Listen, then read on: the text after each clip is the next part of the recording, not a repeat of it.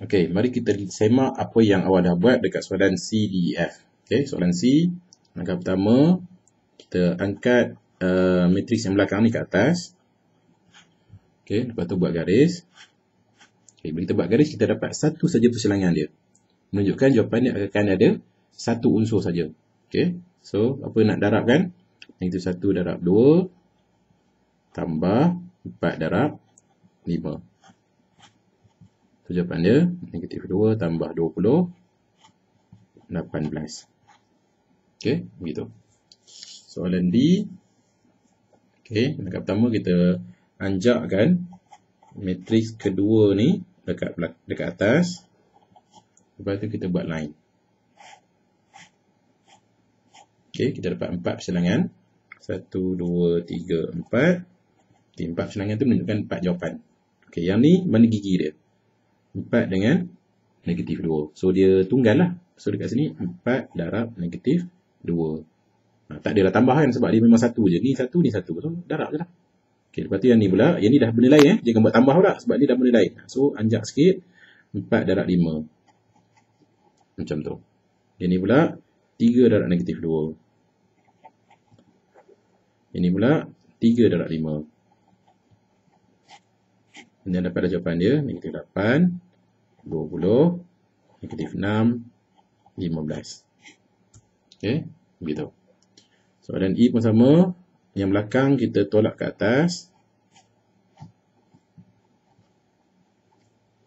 And then buat line. Okey, ada 2 persilangan. So, menunjukkan 2 jawapan. So, yang pertama dulu. Gigi dia 5 negatif 6 dengan 3 negatif 2. Dapatlah yang ni kan. Jadi 5 darab 3 tambah negatif 6 darab negatif 2. Okey. Lepas tu yang ni jangan tulis kat bawah tulis kat tempat dekat kiri lah sebab ni kiri kanan lah. Jika buat atas bawah pula dekat jawapan bawah ni.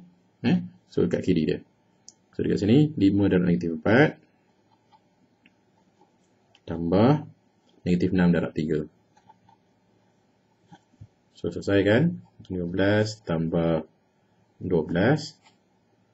Negatif 20 tambah negatif 18. So, ini jadi 27. Ini jadi negatif 38. Okey, begitu. Soalan F, akhir sekali. Kita angkat benda ni ke atas. Cuba ke bawah ni lah. Okey. 1, negatif 5, 2. Dan yang ni kat atas 3, negatif 2, 0, 1. Buat line. 1, 2, 3. 1, 2, 3, 4. Okay, kita dapat 4 persilangan. 4 persilangan pula. Kita dapat 4 lajur dekat sini. Okay, ada berapa persilangan? 1, 2, 3, 4, 5, 6, 7, 8, 9, 10, 11, 12. So, jawapan dia akan ada 12 unsur.